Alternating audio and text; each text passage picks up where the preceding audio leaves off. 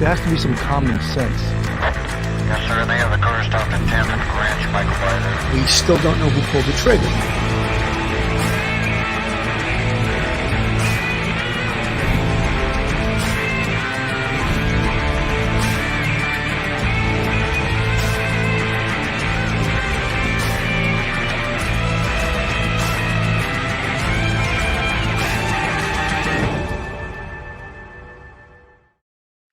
Hello, everyone, and welcome to Police Off the Cuff, Real Crime Stories. I'm your host, Bill Cannon, retired NYPD Sergeant.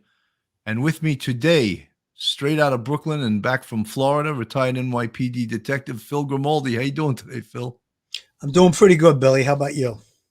Okay, I could use a little break, too, in Florida. I think I'm going to go there this week coming up on Friday. But it's relaxing to feel that sunshine on your face and, You did a show from there, so you didn't get away with you didn't get totally away with it, right?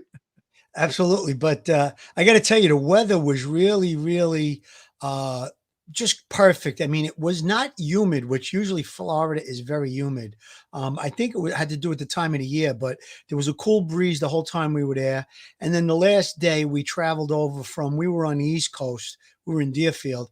We traveled all the way to the West Coast to Marco Island, stood there overnight at the Hilton in Marco Island. And even the weather there, it was very cool. We went out to dinner that night and we were actually on the beach and we were a little chilly. We actually had to move our table very close to the building just so we could, my daughters were cold and my wife was a little chilly, but it was great weather though. Great time. Like you said, we didn't see a drop of rain in the week that we were there. We were very, very fortunate that way. And being around family, we had that bad news that my close friend Joe Ponzi had passed away last Monday. I was actually at the funeral yesterday, but other than that, we had a really nice time. We spent Easter there. It's great being around family. We had such a great time and really, really glad to be back though. Well, I'm glad to have you back, Phil. While you were gone, I know you kept track of this, but one of the cases that we were covering early on, and I'm going to put it up on the screen, is that's Marcus Spanavello on the left, and Cassie Carli. Of course, he's a suspect, more than a suspect in the murder of Cassie Carli. He happens to be her baby's father, a 4-year-old daughter, Sailor, and he's been extradited back to Florida. But one of the things that's a little bit strange to me is that they haven't. The autopsy results have not come back yet. And for me, the only explanation I can have with that is that perhaps they're waiting on the toxicology. And that's the only explanation I can think of. But I'm going to play a little bit of this on the screen, and we'll hear what they have to say in the news here. Half-hour. Marcus Spanavello is back in Florida tonight after being extradited from Tennessee. He's the main suspect in the death of his ex-girlfriend, Cassie Carly. Fox 10 News' Shelby Myers in studio with us right now to update this case. And Shelby, you talk with Carly's sister. What's her reaction to this news? Well, Byron Lanise Rayanne Carly says she's glad Spanavello is behind bars in Florida. Now she just wants him to start talking. Tonight, Marcus Spanavello with a new look, sporting a bit more facial hair and a smirk in his most recent mugshot in the Santa Rosa County Jail. Spanavello has been spending time in Tennessee on charges of tampering with evidence and giving false information to investigators about the death of Cassie Carly. Carly was his ex-girlfriend and the mother of his 4-year-old daughter, Sailor. Carly was found in a shallow grave at an abandoned barn outside of Birmingham. Now back in Florida, Spanavello is being held on a $20,000 bond with special conditions that if he does post bail, he has to wear a GPS monitor, can't contact Carly's family, and can't leave the Florida Panhandle. He's also got a hold for a warrant out of Alabama, although it's unclear the charge. I am fully confident that it will be enough until we get the full murder charge to keep him behind bars. The assistant state attorney on this case says they're waiting on Carly's autopsy results before upgrading or adding any charges. Tonight, Rayanne says Carly's daughter, Sailor, is home. She is safe. She is at home, her home that she knows of. And we're still FaceTiming. I FaceTime with her every day, what she's used to. And she's doing very good. Just trying to get back into her normal routine. And for Sailor's sake, Rayanne hopes Spanavello will start talking about what happened to Cassie. I hope one day I can find forgiveness, because at the end of the day, that is still Sailor's father. But it's going to be a long road for sure until we can get to that. And he's definitely making it a lot harder to forgive when he also won't cooperate and give any answers. A memorial for Cassie that's open to the public is planned for May 21st in Navarre Beach at Blue Heron Pavilion from 12 to 6. Spanavello is set to be in court for his initial appearance tomorrow at 1:30. You know, I have a bunch of concerns about that. First of all, Rayanne Carly, he's not going to talk. He's got an attorney. He's not going to tell what happened. That ship has gone, you know, it sailed a long time ago. Anything that he says is just another nail into his coffin. So yeah, he's not going to say a thing. Yeah. What makes me nervous, and when I heard it, I sort of cringe, and it's this whole thing of $20,000 bond. Are you kidding me? That's $2,000. Who can't come up with $2,000? And they're going to have a GPS, like a tracking on. Are you kidding me? That's ridiculous. You know, Phil, when I was on the NYPD, I remember a guy in the 2-8 precinct who had an ankle monitor on, went outside his apartment and shot 3 people and then just went back home. And I was just like, that doesn't prevent the guy from doing anything, you know? And right. 20,000 bond coupled with a GPS tracking device? Are you kidding me? Well, I think those bail arrangements are based on the charges that there's no murder charge yet. So I think once the murder charge is hit, catches up with him, there may be a remand with no bail at all. But yeah, it seems rather low. Even you got circumstances here that he's obviously the main suspect in the disappearance and murder of Cassie, and there's so much a ton of evidence against him. We don't know the exact evidence with regard to what was recovered off of her body and stuff like that with regard to DNA, different things like that. But yeah, that does seem quite low. Like you said, a couple of grand and he could be out the door, and an ankle monitor doesn't do much if he decides to take off. It's not like they're going to have somebody posted outside his house, the minute he leaves the residence. So yeah, that's quite concerning to me as well. The good news is that little Sailor is back home in her the home that she was used to, as the sister Rayanne stated. That is good news. Just so happy that child is safe and sound. There was a lot of concern when we first started covering this story with regard to Sailor, since it was believed that she was in the custody of Marcus. So yeah, great news on that end, but concerning about this issue about bail. Iris Hewlett, this is a great question. Marcus hasn't been charged for Carly's death as of yet.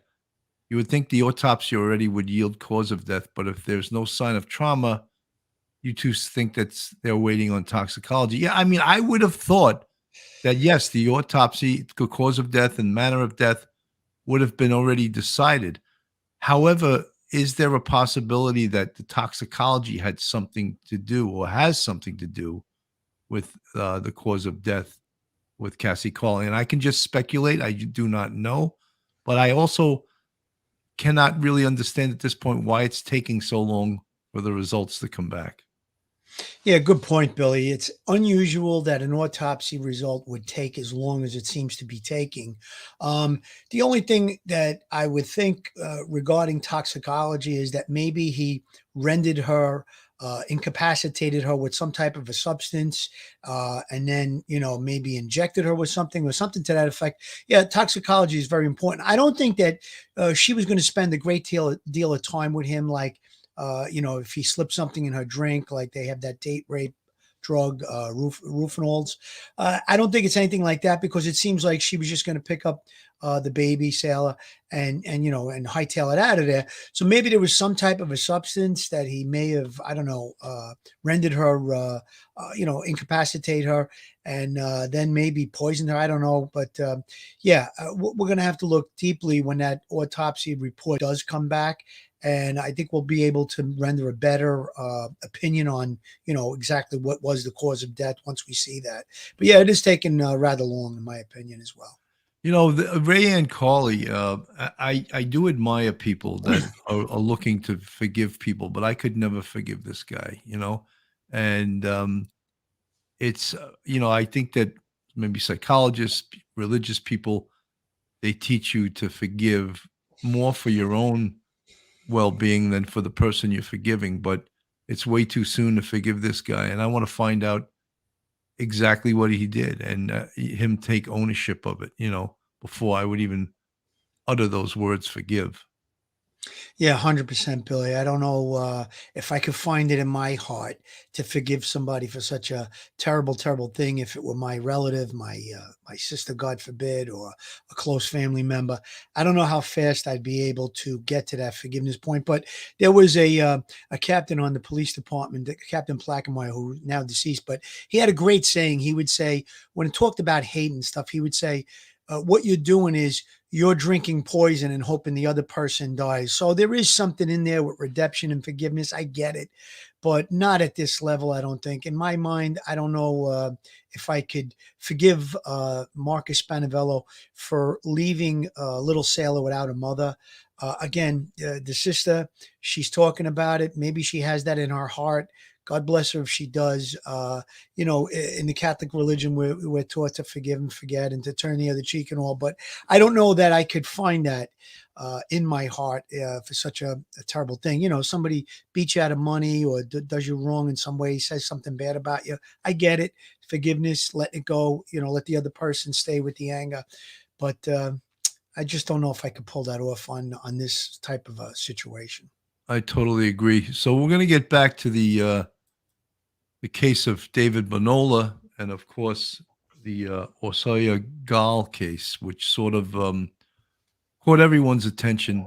And Phil and I knew early on that this case was going to be solved. It was just how long it was going to take. And I have no doubt in my mind that the NYPD detectives knew who the killer was after the first day, after the first 24 hours. And, I'm always enamored by reading the chat and of how fast people think the police should make the arrest. And it's just incredible to me. Like, the patience level is almost like zero. Oh, they arrested him somewhat quickly. Did it ever occur to you folks, and I'm not criticizing anyone, that they purposely waited to arrest him till they had solid evidence? They don't want to arrest someone, have them walk out because they don't have probable cause. First thing you need is probable cause. The second thing you need is you want to have the goods. You want to have the evidence so that inevitably this case is going to go to trial. And someone asked in the chat before, will he still take this to trial even though he confessed? And the answer is absolutely yes. The first thing that the defense will try to do is to try to get the confession thrown out. I don't think that's going to happen, but that's the first thing that a defense attorney is going to try to do. Say, oh, he was coerced. Oh, he doesn't understand. He's Spanish. He only speaks Spanish. He doesn't, they'll come up with 1,000,001 reasons that the confession should be thrown out. However, I don't think it will be thrown out. So the other day when I spoke to Dan Bibb, the former Manhattan assistant district attorney, fabulous prosecutor, fabulous defense attorney, and I apologize to some of you folks that listen to the show. We had a real problem with, it was actually Dan's audio, and I just bought him a microphone and sent it to him. Hopefully he'll have it by tomorrow. As you can see, Phil and I have no problems with our audio because we have outstanding microphones and we do this all the time. Dan, I think, was using his computer's microphone. It was blowing up. It sounded like a train was coming into the station, and I apologize. Anyway, that's neither here nor there. Dan is a fantastic guest, super knowledgeable, and has prosecuted, probably over 100 murder cases. And he said he would love to be the prosecutor on this case, in this case of David Bonola. However, he said, I would hate to be the defense attorney, because when asked, what is your defense with this? And he really didn't have a great idea, or he couldn't come up with a great defense, since the facts and the circumstances and the evidence is so strong. Billy, you talked about the first thing that a defense attorney is going to try and do in the early stages of the legal process. Defense attorney is going to try and attack the him giving a statement and making a confession. I've had that numerous times where I would get a confession out of a perpetrator, write it out, videotape it, go to trial months later or a year or two later, and the defense is making these outlandish claims that the client was coerced into the confession, beaten, and then we would just pull out the arrest photo. We would show the videotape, and we would say, the district attorney's office would say, this is the arrest photo that was taken shortly after the confession, within hours. Does this person look like they're beat up? And the judge would rule in our favor almost every single time in situations like that. So yeah, that's going to be the legal maneuver. That's going to be the tactic that the defense is going to take. They're going to try and attack any and all evidence as well as the confession. I don't see a problem with any of these things. It looks like most of the, if not all of the evidence and the confession is going to stand once a judge goes through. There's going to be arguments on both sides, and the judge will make the ruling. And I don't think that there's going to be any problem with it. Billy, you called it when we first looked at this case. We both had the same feeling that it was going to be a quick arrest situation. There was too much evidence leaning towards a perpetrator. And it was just such a vicious crime, a tremendous amount of hate. It wasn't well thought out. It seemed like it was something that was, thought about in a moment or two, not well planned out at all. And the evidence trail that was left, the blood trail, was leading right back to the victim. And I believe that the reason that he removed the body was to, delay recovery of her remains, and maybe give him a little time to get out of the area, and maybe to come up with a story or an alibi. So he removed the body from the location. However, it wasn't well thought out. There was a blood trail going right back to the house. And probably, like you said, within the first hours, I'm not even going to say days, the first hours of this case, police probably had a pretty good idea of who the perpetrator was. And he was never a person of interest. He was a suspect. He's still being called out in the news, Billy. I saw in the news last night. Dan and I had a big laugh over that too. I was just saying how much I hate that term, person of interest. It's so pathetic. It's just a pathetic term. And I hate when police departments use it, because they've fallen into the trap of the media. The media wants little crumbs, and they'll say, oh, yes, we have a person of interest. They throw them those little crumbs. They don't want to say he's a suspect, because then they jump all over it and they start putting it on front pages. But I don't know. So they soften it by calling the guy a person of interest. And you and I both have said how much we despise that term. A person of interest to me.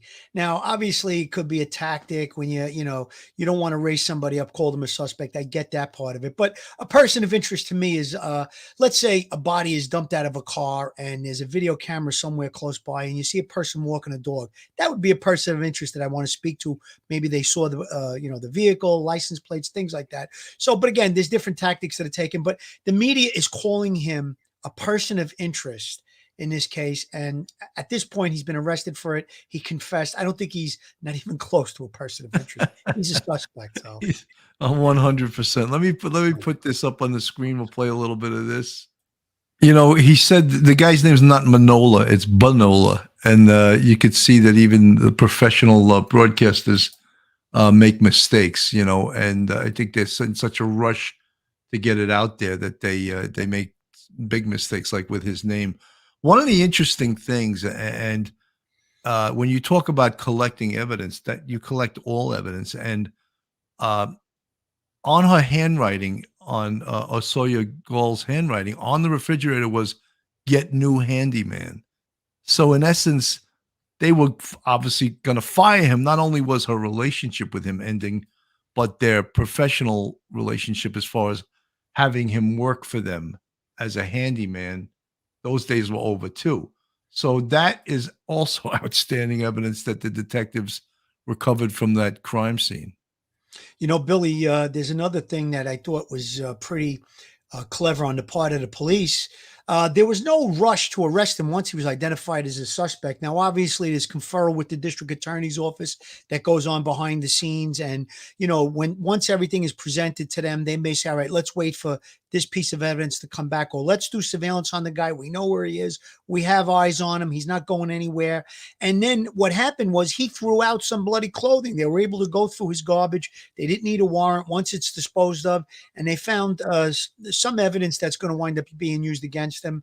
I think it was bloody bandages. I might have said bloody clothing, but I think it was bloody bandages from the injuries that he sustained on himself. He eventually went to seek medical attention for that. So all of these little things.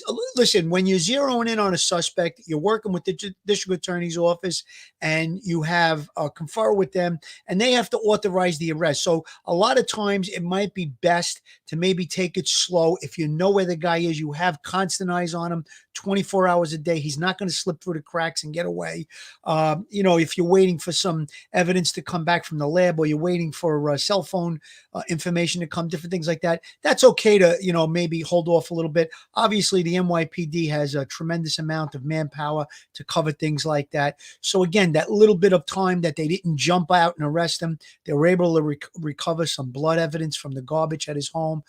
These are all things that will be used in court against him to successfully get a conviction for the murder. One last thing I just wanted to say, Bill and I have said this from the beginning. People in the chat, you know, they kind of thought that we were victim blaming or saying disparaging things about the victim in this case. It's not the case. The thing was, these were facts that were coming out from the media. We only report facts. It's not about blaming or disparaging anyone when we do a podcast. It was about the facts. The unfortunate thing is that she was having an affair outside of her marriage. I mean, that's her personal business. Unfortunately for her, it did turn violent, led to her death. And we don't judge people on what their actions are, what they do in their personal life. It's not about that. We deal strictly in facts. And we've showed that in the past, that we won't report something unless we know certainly that it is a fact. So again, it's not about blaming this victim. She was involved in a relationship. That's her personal business. What we're concerned with is the facts. She was murdered, and the facts are the facts. Right.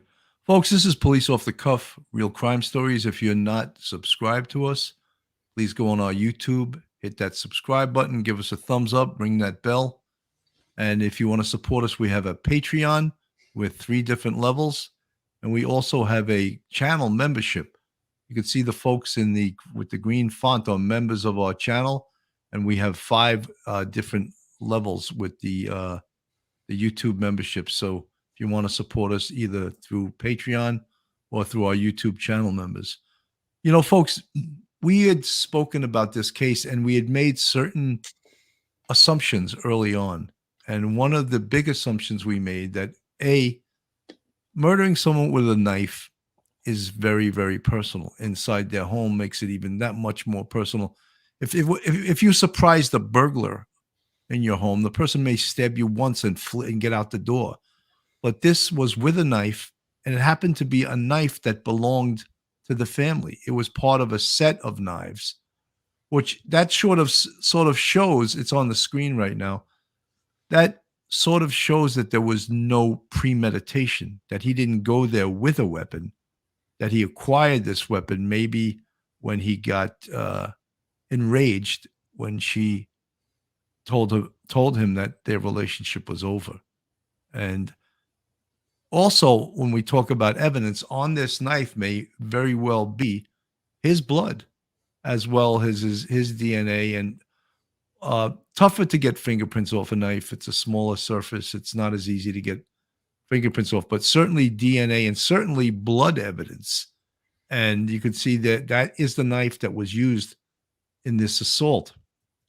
So much of the evidence, and Phil and I had said, you know, the personal nature and the fact that he stabbed her anywhere from 55 to 60 times, depending on what you believe from the news, is a very extremely personal situation, which shows that they knew each other. They absolutely knew each other. So all of the assumptions, which of course you're not supposed to make assumptions in this world, you know, that old expression, you're making an ass of you and me, but it was more than assumptions. They were educated guesses based on our experience. Everything that we had said came to be true, to the fact that we said he definitely lives in Queens. He lived around the block practically, not a hardened criminal. This was his first arrest. He was from Mexico. He's been here 21 years. It seemed that they took great pains to say he was here illegally, which is actually a fact. He was not here legally. But for whatever reason, they didn't want to put that out there. So, now they're making a big deal like, oh, ICE is going to grab. No, what happens is he'll go to trial, he'll get convicted, he goes to prison. And if he ever gets out of prison, that after 25 or however many years he serves, ICE can be waiting for him at the door to deport him back to Mexico. Whether that will ever happen or whether it still even happens now, since the power of ICE has been totally diminished over the years, but that very well could happen. Billy, just on that, on the illegal immigration thing we're talking about, that's a little too late for that, too little too late. But, you're going back to the actual crime itself, 55 stab wounds, obvious rage. Those are usually associated with a crime of passion, two lovers breaking up. And, a lot of times we said this right from the beginning, we've seen it where a person is being stabbed and they cut themselves. The stabber actually cuts themselves because they don't take into account a couple of things. Number one, when you stab a person, you hit a bone or something like that. That's going to stop the blade from penetrating much further. And a lot of times, especially if it's a bloody cut previous to hitting that bone, it's going to be wet and slippery. So again, the blade will stop and the person's hand might slide down and cut themselves. That's apparently what happened in this case. I think he had several cuts to both hands. And don't forget, you're not talking about stabbing into a dead piece of meat. You're talking about stabbing into a person that's fighting for their life. They're moving, they're squirming, they're retaliating. So again, it was a battle, and he cut himself several times. That's all going to be part of the prosecution. That'll be evidence that'll be introduced at trial, I'm sure.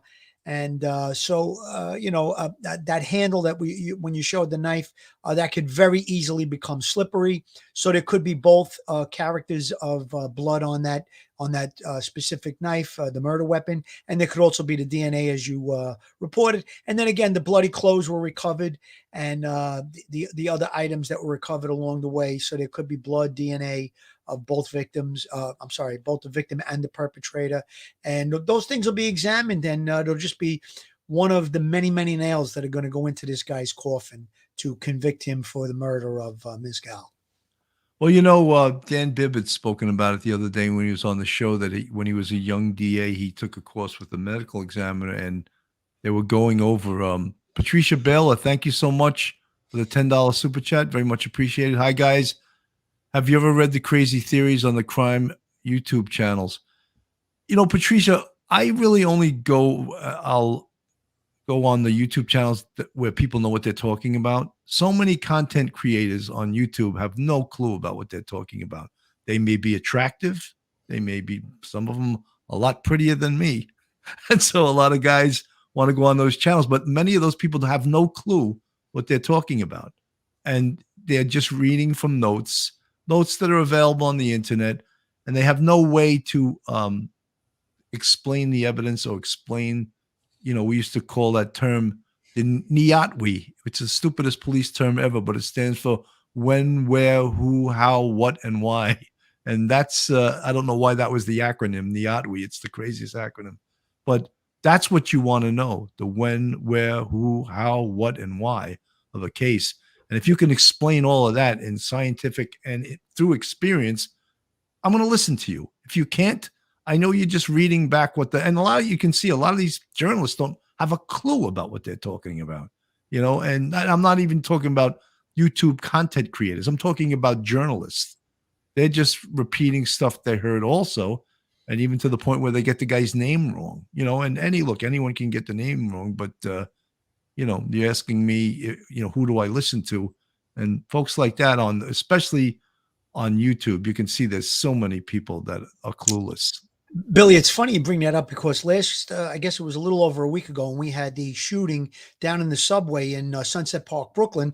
I saw a journalist on TV saying, "Oh, well, he was down in the subway. Why didn't they shut the whole subway system down?" That's obviously ludicrous. I mean, he could have went 1 or 2 stops and gotten off, or he could have rode the train to the end and gotten off. And you're going to close every single subway station in a matter of minutes, knowing that the perpetrator could be down in the subway still. That was a ridiculous thing. But yet it was a major news organization, and the journalist is making such a ludicrous statement. So a lot of what we say and do comes from, obviously, for our experience, and a lot of it really is just common sense. And a lot of times when you look at the chat, there are some good questions in there, and people come up with questions that we say, wow, that's a great question, because it's stuff that we would think about, or stuff that we would do had we been investigating whatever it is we're talking about. So yes, there's obviously people in there that do come up with some good ideas and good questions. And a lot of it really is just common sense, but a lot of it comes from experience, training, you know, the crazy conspiracy theories. I always shy away from that, because that's usually taking yourself into what we call a red herring. It's just a distraction. Go with the facts. Keep it simple. Stupid is the word KISS. Keep it simple, stupid. That's a good way to look at investigations a lot of times, because if you start to go into the conspiracy category, you're just throwing yourself off track. Sometimes there is a crazy reason why things take place, but most of the time it's usually pretty simple. In this case, I don't think it was that hard to figure out who the perpetrator was. Now, I'm not disparaging the detectives. They did a great job. Don't get me wrong. But if you're a professional detective, you do your due diligence. This wasn't like a whodunit right from the beginning. It was solved fairly quickly because of all the obvious things that took place, the mistakes that he made, the trail of blood and all of that.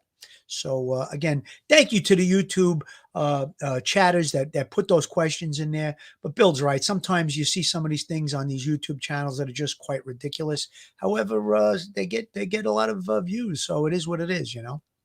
Well, anyone who's prettier than me is going to get more views, even though I know what I'm talking about.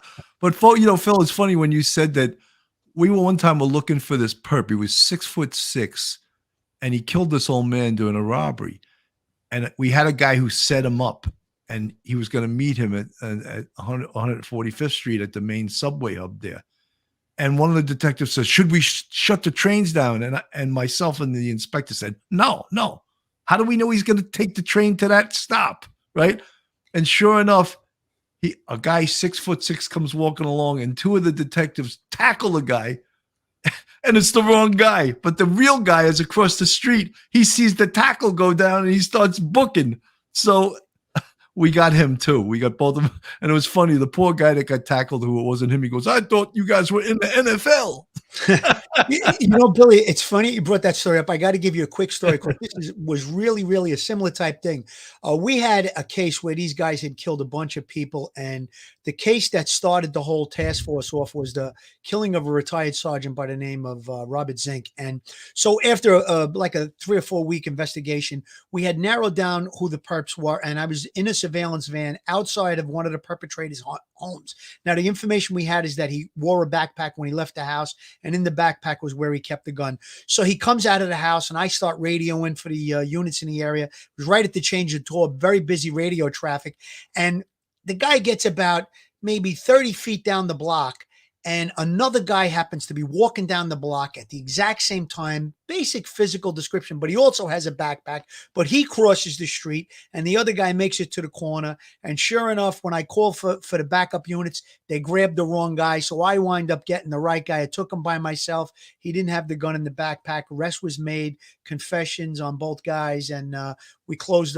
Actually, we closed about 4 homicides on that case. But just by coincidence, 30 feet behind the guy was another guy walking down the block with a backpack, and they actually like you said, they tackled the wrong guy. But when I saw that going down, I says, "Oh, I got to take him myself," and I was able to take him into custody without incident. Thank God. That's great. Fremont Pathfinder, thank you for the $10 super chat. I notice a lot of sensationalized assumptions with YouTube content people. I stick with you, Duty Ron, and a former teacher and administrator. What you all have in common is experience in your field. Well, thank you. And Thank you. Fremont Pathfinder, that happens to be true. But thank you so much also. And thank you for your support of this channel. You know, folks, in this case, of course, it really upset the neighborhood, except the whole city. Upset, I would say, the whole city, because it's a horrible, horrible crime. And you think of a person that's what we call them real crime victims. Someone who's just going about their business, going about their life. They have nothing to do with the crime business. They're not doing anything wrong, and they get murdered. That upsets people, you know. And the fact that she was a mother, the fact that she was very beautiful, I know that should have nothing to do with it, but it does. People look at people, and it had a lot to do with it. The neighborhood involved, you know, was sort of an affluent area, and they all get upset. Oh my God, what's going on? But when we talk about this case and what had occurred when they first recovered the body, I knew that it was going to be solved. Initially, I thought, like most investigators think, oh, it's going to be the son or the husband.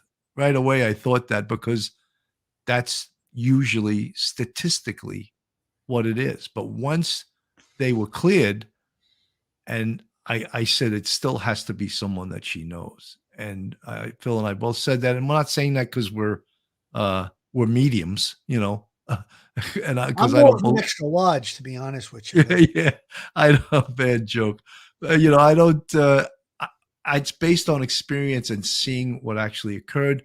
But the detectives, I don't want to minimize the work they did. They did great work on this, and I love looking at the press conference, because I could see in the eyes of everyone at the press conference that no one had any sleep in at least 2 or 3 days.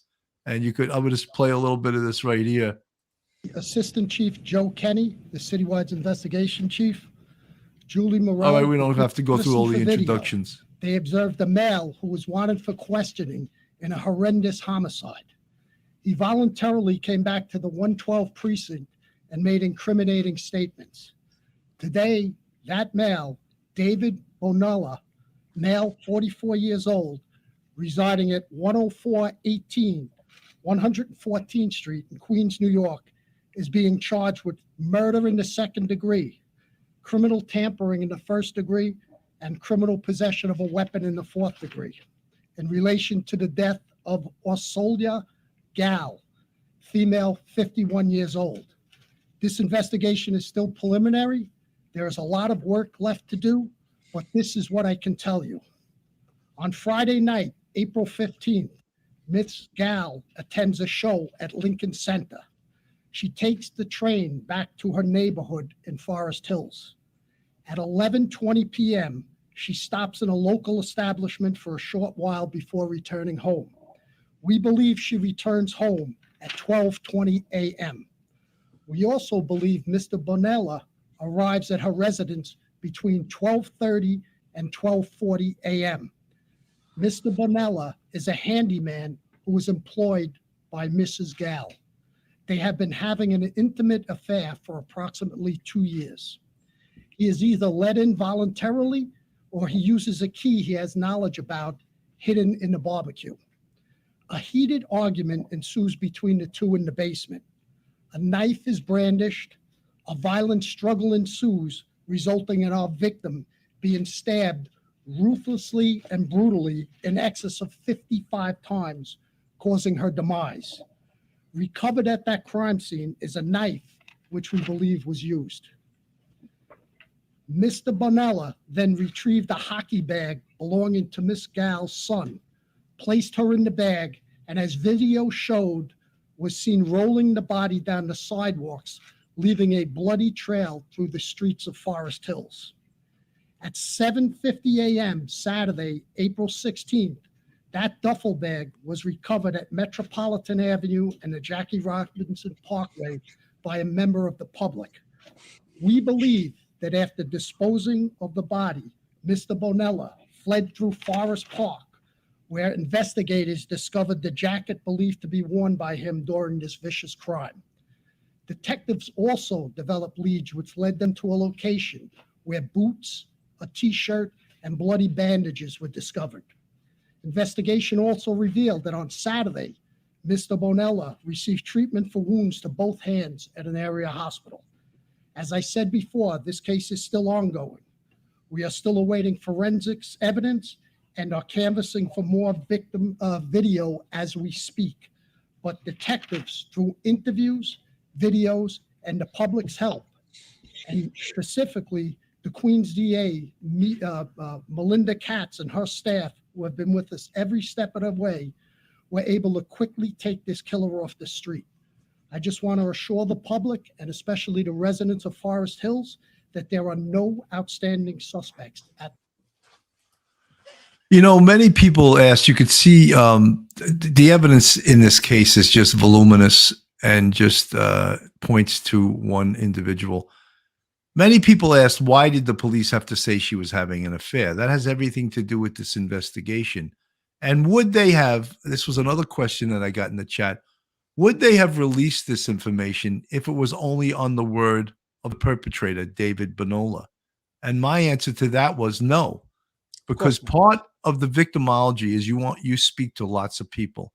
And I always said in a homicide investigation with something like this, I want to speak to the person's friends, her best friend, but her intimate friends, because they're going to know all about her life. They're going to know about all the inside information to her life, the private information that no one else knows.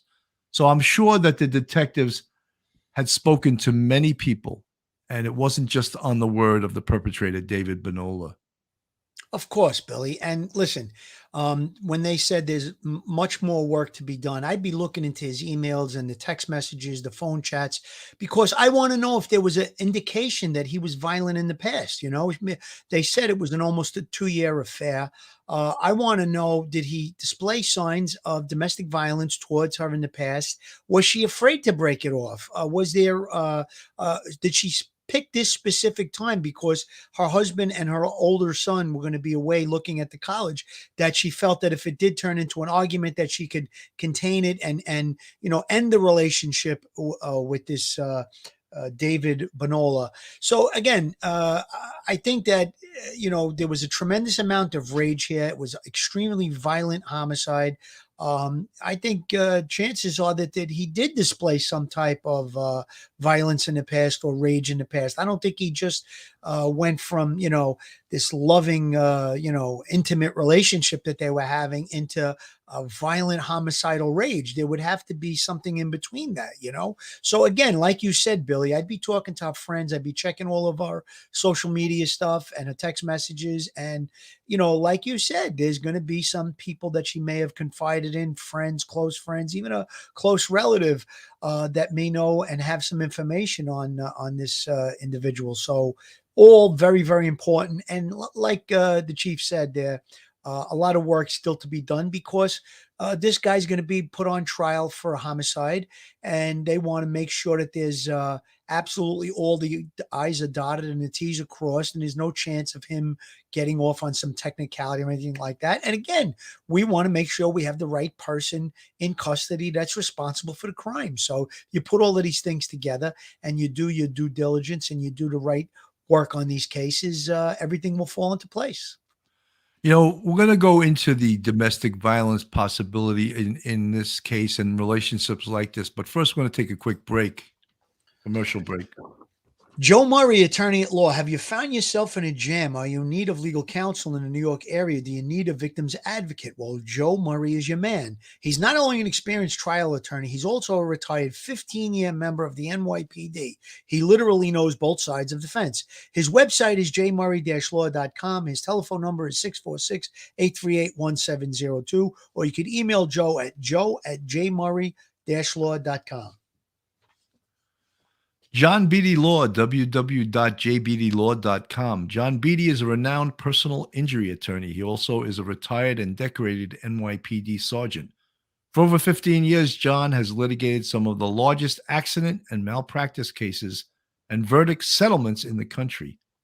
John comes from a proud NYPD and FDNY family. He was an active sergeant in Brooklyn North and supervised in the legal bureau. John is a proud member of the Honor Legion and the Blue Knights. John Beatty litigates across the country for seriously injured victims and has helped recover over $200 million for grieving families. Call John now for a free consultation. John Beatty, 917-797-9520. John Beatty Law, www.jbeattylaw.com. So, Phil, in these situations, even though this was an affair that wound up going really, really bad, is there a possibility of domestic violence within an affair? I think there certainly is. She could have dabbled in this affair, and maybe he was placing her in extreme fear that she did want to break it up. And it did sound from what they news reports are saying, and even the chief said it, an on again, off again affair. So we don't know the inside details of this affair. I would definitely be looking at that. And like I said, I just stated that I don't think that he went from 0 to 100 miles an hour to commit a murder. There had to be stuff in between, maybe she was in great fear, and that's why she chose this time to try and end the relationship. So again, if she was having an affair and everything was hunky-dory, it was going along well, what would be the need for her to break off the affair, unless she was going to try and give her marriage another go, and he rejected that. We don't know, but I think that there are ways to find out what these details are by doing all the things that we said. A deep dive into the victim. The victimology is very, very important in this particular case. And again, since they had him talking, I'm sure that they asked him about the 2-year relationship that went on. They may have gotten some important details. Now, again, are we going to take the perpetrator's word for it? No, not always 100%, but he did confess to the murder. I don't think he'd have reason to lie about details of the relationship. But again, you would compare what he says and you would look at, what you could find out from her side, whether it be a friend, a close confidant, or from her text messages or her social media or even emailed. So again, you would compare the two and see if they line up, and then you'd have a pretty good understanding and a pretty good background on what this relationship was like. And I just have a very strong suspicion that, yes, I believe there had to be some signs or signals or red flags of domestic violence in this case. I would really think that must be the case. Roberta Smith, Latin America has the highest rate in the world of gender-based sexual violence against women. And in Central America, 2 of every 3 women killed are the victims of femicide. 2017 UN report. Interesting. He does happen to be from Mexico. I would just reiterate that in 21 years here, he didn't have a criminal history that I know of. I don't know if he has any sealed arrest. However, he did not have a criminal history. I'm not. I don't know his complete background in regards to his own family. I know that he was married. I believe he has kids.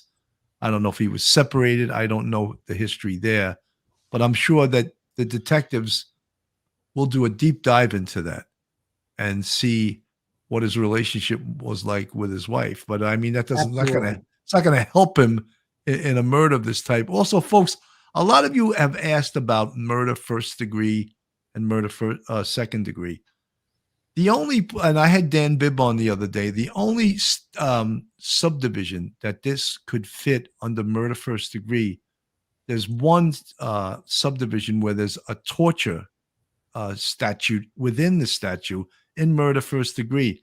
And Dan Bibb said that's extremely tough to prove, but because she was stabbed over 55 times, if he was the prosecutor, he said he would go for that. But murder first degree in New York State, and I wasn't even aware of this. I don't know where I was for the last 10 years. There is no death penalty any longer in New York State. I wasn't aware of that.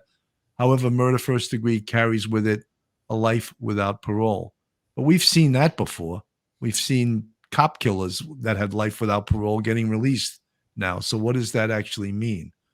So the difference between murder first degree is that statute of the torture, but murder second degree carries with it upon conviction 25 years to life.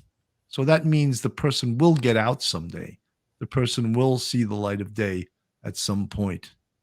especially in a case like this where the perpetrator is 40 years old. That puts him at 65, 25 years later. Again, 65 is not that old. A good chance that he would see the light of day. But when you bring up that statute about the torture, I think you'd really have to prove the torture by a medical professional coming in saying that some of the stab wounds were inflicted, that they weren't deadly, and then there was a period of time that passed before the stab wound that did cause the ultimate death of the person. I did have a case where what we called hesitation marks. A woman was stabbed.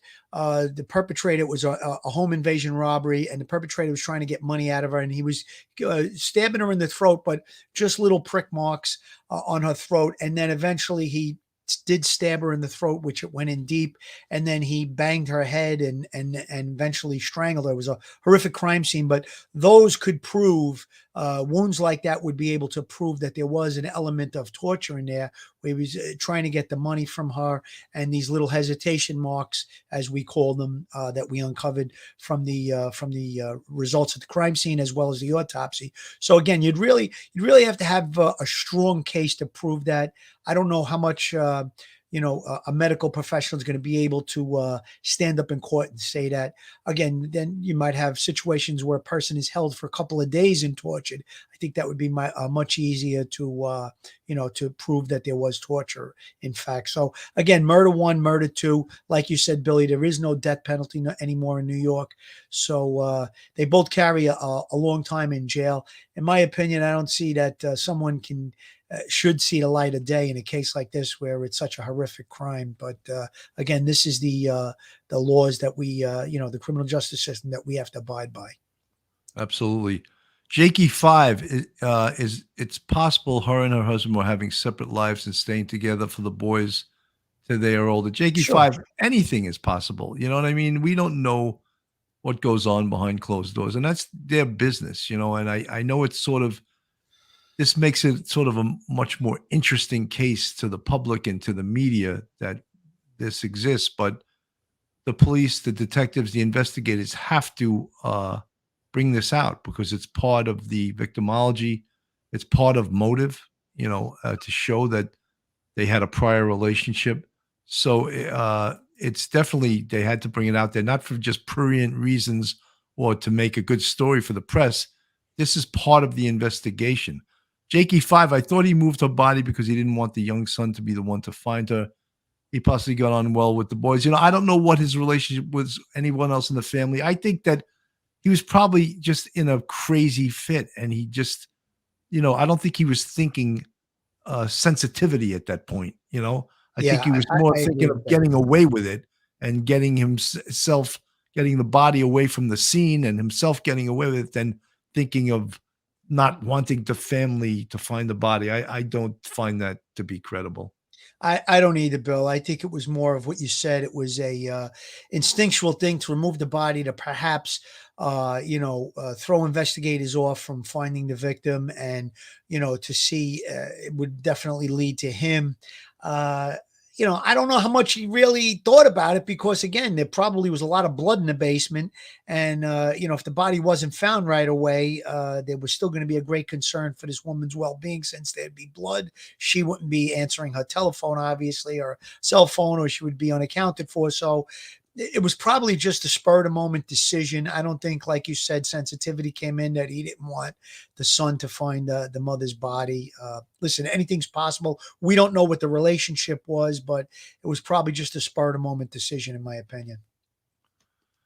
Oh, I just had someone's, I just missed it. Someone I wanted to read their follow-up. I think the question was, how do we know for sure that she was having an affair? And I approached this before. I addressed this before. Oh, here we are. Shawnla. Do we know for certain that she was having an affair with the handyman, or is it just the handyman's word? No. Shawnla, what I addressed this before, and what I believe is the detectives would have never put that out there if it was just the testimony and the confession of David Bonola. They had other people. They have, as I said, part of the victimology, and I explained it on numerous other cases, but in case you don't know what victimology is, The victimology is basically the study of the background of the victim, and detectives take a deep dive into that. So one part of that deep dive is to talk to the friends and the closest friends of the victim, because in most instances, friends, intimate friends, know more about the deceased than the family does. So I'm sure that they had other people that they interviewed conferring that, yes, in fact, she was having an affair with this guy, David Bonola. I don't believe that they would put it out there on just his word. And I would pretty much base my reputation on that. Whole Bible believer woman, that's a good point. Why did he text threats to her husband? I think he thought he was being smart when he actually was being stupid. He thought he was going to throw off the investigation. And it was an amateur way to try to misdirect the investigation, almost comical, almost laughable if the case wasn't so sad, that he was trying to throw the case off and texting him with her phone, with the deceased phone. So just crazy. But I think that's my opinion. Stay fresh.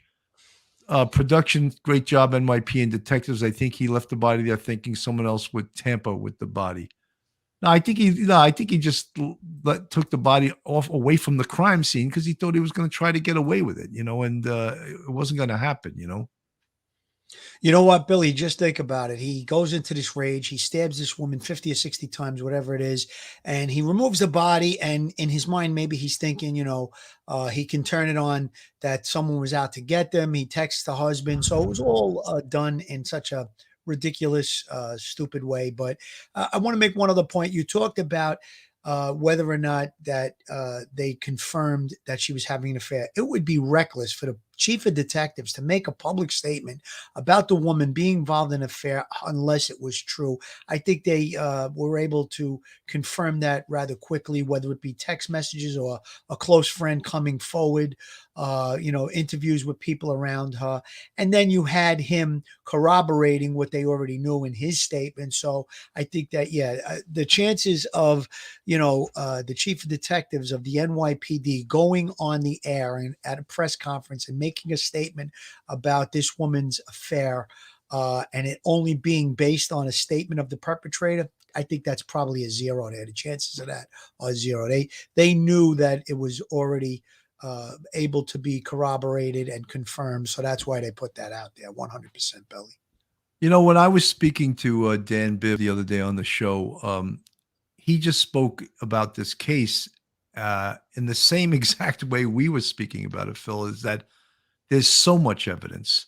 And he even agreed with us that he felt that they had the perpetrator identified, the person of interest identified in the first 24 hours, maybe even sooner, because there was so much evidence pointing in a certain direction.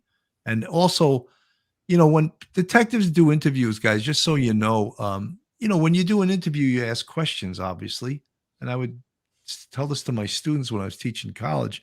And when you ask a question, you get an answer.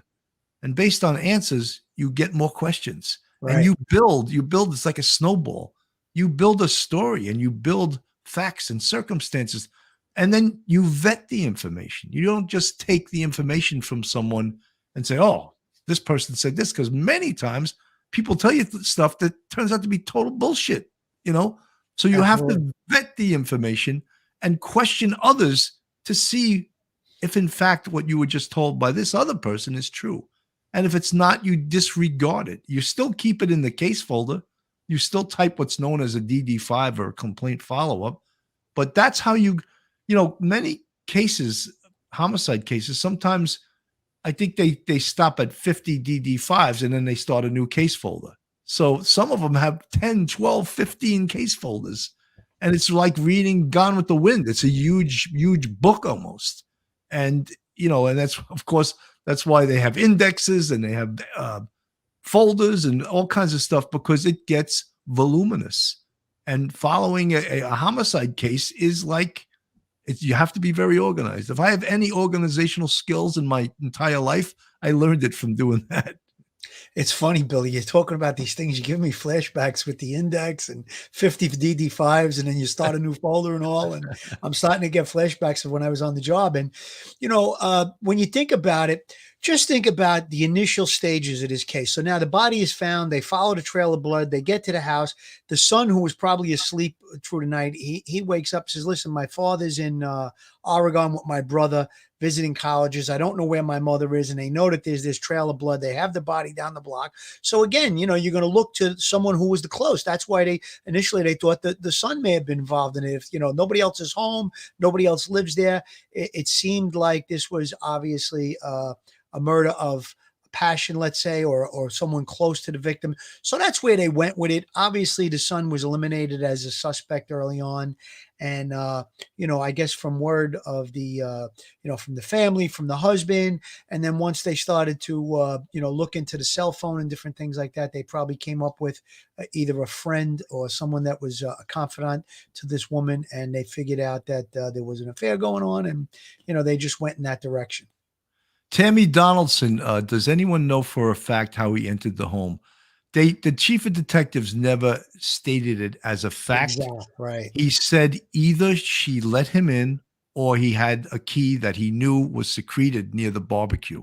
Right. So that was never answered for us. But do they know? I'm sure the detectives know. That would have been one of the things they would have asked him in the interrogation. Gene Juju, will he get less years in prison because the police think he did not come there to kill her? I did not come with a knife in a bag, but he could be lying. No, he will not. The murder second degree means intend death, cause death. Murder two, boom. That's the definition of it. There's other subdivisions to it, but intend death, cause death. Be tough to say he didn't intend death when you stab someone 55 times. Absolutely, Billy. That part of it, just because he didn't mean to, it's like going to a bar and you start a fight and you kill somebody, you didn't go there. You went there to have a drink, but you're still guilty of the crime of murder if you kill a person. So that's a good point, Billy. And I think that was a pretty good question, actually, because, the average person may not understand the legal system. So yes, that was a really good question. No, excellent. Let me just play a little more of the press conference here, just a bit of it, and then. I'm sorry. You said, were they breaking up? They had been off and on, and they had broken up prior, but had reunited early in the month of April, and their relationship was considered at an end. By her. We don't have her statement, ma'am. Can you talk a bit about the alleged text messages that came to her husband who was out of town? Did he indeed get a message, and was it threatening in nature? A message was sent from the victim's cell phone to the husband. That message was, as previously reported, that there had been a crime in the past that was now that same person from the crime in the past was back again. We believe that to be completely false, as far as there was nothing to do with any crime in the past in this case. We have it from in the confession that he sent that message, and he has no burglary in the past. I'm sorry, that the family, the rest of your family is in danger. That was the nature of the message. You understand that the rest of the family was in danger? That is the nature of the message. Back here. We don't believe there was any danger to the family. Any information on why you dragged the body out and pulled that because it was like such a sloppy manner? We believe he just didn't want it to be found by the family. Right away? The knife. Did he bring the knife to the house, or was the knife in the home? The knife is consistent with knives that are in the home. Tony? Detective Thompson, the relationship, there's a report that they have started while she went on an overseas trip and met the defendant overseas. Any truth to that? So at this time, we don't believe that to be true. Do we know if the husband was aware of the relationship, if the two media involved between his wife and the suspect? We're not going to get it. We're not.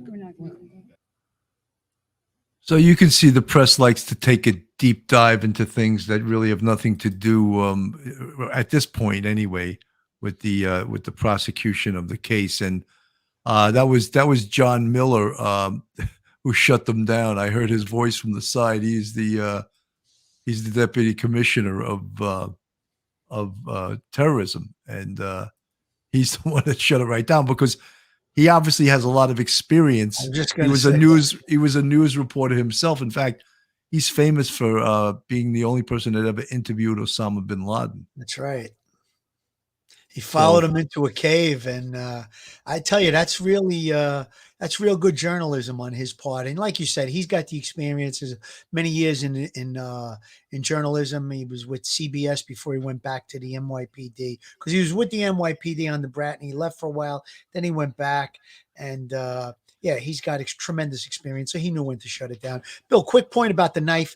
I think you brought it up earlier. I just want to make another point about it. A murder weapon is taken from the kitchen, maybe on a block of other knives.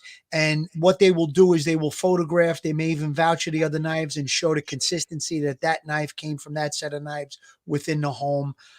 Again, if it wasn't found on the victims in the area where the homicide was committed, if it was found in the perpetrator's possession, they would do the comparison and say that this knife comes from this set. It's consistent with that. So that's just a little side note. I think that's of some importance in a case like this to be able to say that the knife was in the home probably prior to the murder, and it more than likely came from that set of knives. So that's another good point to be brought up. Alexandra Halsey, I love your question. I read that he did not request a lawyer initially. Will this be a problem in the trial?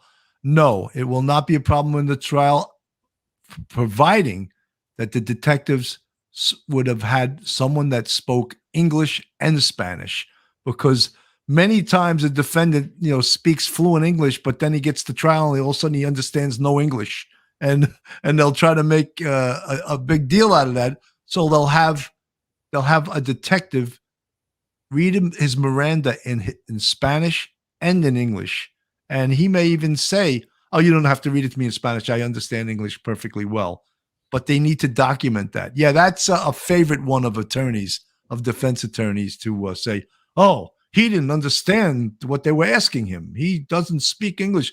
He's been here 21 years. Maybe he should have learned a little bit of English, Well, as Warner Wolf used to say, let's go to the videotape, which these confessions will be on videotape, and you'll be able to see if he's fluent in English or Spanish or whatever it is. And if there was any question, I'm sure that the NYPD would do their due diligence and bring in a Spanish-speaking officer detective to translate to this gentleman that, whatever they were asking him and the answers that he was given. So, again, I don't think that's going to be an issue at the trial, but it's a good question to be brought up. He waived his Miranda warnings and made a statement, which is going to wind up being used against him, I'm sure. 100%. Phil, we spoke about this, and I have the picture up on the screen of him wheeling the duffel bag with her body in it. And initially, before, of course, they had a suspect, and before they connected the dots and came up with that David Bonola was, in fact, the person wheeling this duffel bag, we had both said one of the obvious things that the detective better ask is to show this to David Bonola and say, "Is that you?" And that slams the door. If he says, "Yeah, that's me," no need for an identification. Okay, I want you to sign this picture, or let's produce a picture. Let's print a picture of this, and let's have him sign it and date it and time it, so we can show it when it goes to trial. Yes, we showed him this picture of an individual as yet unidentified wheeling this duffel bag, and we asked him, "Is that you?" And he said, "Yes, that's me." And this is his signature. He put the time there and the date. Slam dunk. Yeah, I think I might have worded it a little bit differently and just say, "Do you know who this is? Do you know who this is? Does this look familiar to you?" And again, he's going to know it's him. And like you said, you'd get him to sign a date and time, and he identified the person in this image as himself, wheeling a hockey bag with, the victim's body inside of it. So, I'm sure that they did all of these things. This is really just for us, just the steps that we would take, the common sense steps that we would take. And again, I don't think you're going to find in this case, some, major, screw up by the police department. They didn't read him his rights, or he didn't understand his Miranda warnings, and he made this statement. I don't think that's going to take place in this case. They look very competent to me. Phil, you froze up there. I'll take him out and put him back in. I don't know what happened to Phil. It looks like his camera froze, but we're getting near the end. Irish Hewlett, the family. Phil, you froze up. I put you back. Okay. Can you hear me? Irish Hewlett, the family were accustomed to him coming and going from the home. I mean, I would think, for me to give the key to my home to someone, that's a huge, huge level of trust. You would have to trust that person immensely. And obviously in this situation, the trust was violated Really? to the, yeah. I think I lost your audio for a second, but you're back. Okay. There's something Okay, going on I'm here. back. Someone in the chat suggested steroids. I'm saying is a supplement. I'm not going to get into that with this steroid stuff, guys. There's so much evidence in this. Linda Lafreniere, police said they think he moved the body so the son would not see it. Well, that's what he stated. We don't know if that's true, untrue. But look, there's, as we said, this case has so much evidence. Even Dan Bibbs said he would love to be the person prosecuting this case because he views it as a slam dunk. Can you still lose a case with tons of evidence? Yeah, you can. It all depends on what the jury says. So, folks, we're going to stay with this case as it comes back, as it goes into court, as there's more twists and turns. But I think it's a very clear case about what occurred. Tragic case, horrendous case. But the Queens detectives, the NYPD, they did a fantastic job. And yeah, it was DP Infamous. Excellent police work. It was excellent. And it's still not over. People think once you make an arrest, once you collect the evidence, the case is over. It's not over. It's not over until you go to trial and you get a conviction. So that's what it's all about, Phil, Even then, sometimes cases are overturned. It happened to me. A case 20 years old, they overturned it. And so, listen, if you do the job right the first time, no matter what, they come up with on appeals and stuff like that. In this particular case, we were able to put together a motive, put together a relationship, put together all of the evidence, the blood evidence, the DNA evidence, the cell phone technology, the video evidence. There was just a lot here. So I think we were able to start from motive and get to the actual, murder and all the stuff in between. So it was really, really a good job by the police. Great police work. So it gave us a clear picture of what went on.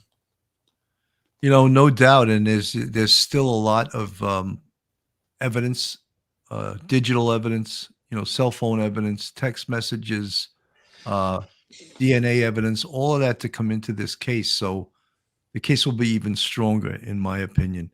Phil, I probably should have been your last words, but I'll give you a few more last words if you want. Yeah, last words. Obviously, condolences to the family of this woman. Whatever transpired between her and the perpetrator has nothing to do. She didn't deserve to be killed in this manner. It's terrible. And again, condolences. Real quick, I talked about my good friend Joe Ponzi that passed away last Monday. I was at his funeral yesterday. A quick point about Joe. Joe was in the district attorney's office in Brooklyn for 37 years. A lot of times when we would do investigations, when I was in the detective bureau, we'd be at odds with the district attorney's office when they didn't want to justify or authorize an arrest in a homicide investigation. But Joe was the guy that no matter what was going on in the district attorney's office, everybody loved him. He had a great personality. Joe, may you rest in peace. Condolences to your family. He has a beautiful, beautiful family, 7 grandchildren, 2 daughters, and a lovely, lovely wife. I can't tell you the outpouring of sympathy at the funeral yesterday. Just a great guy, and taken from us too soon. And we may be doing a tribute show to him very shortly in the future.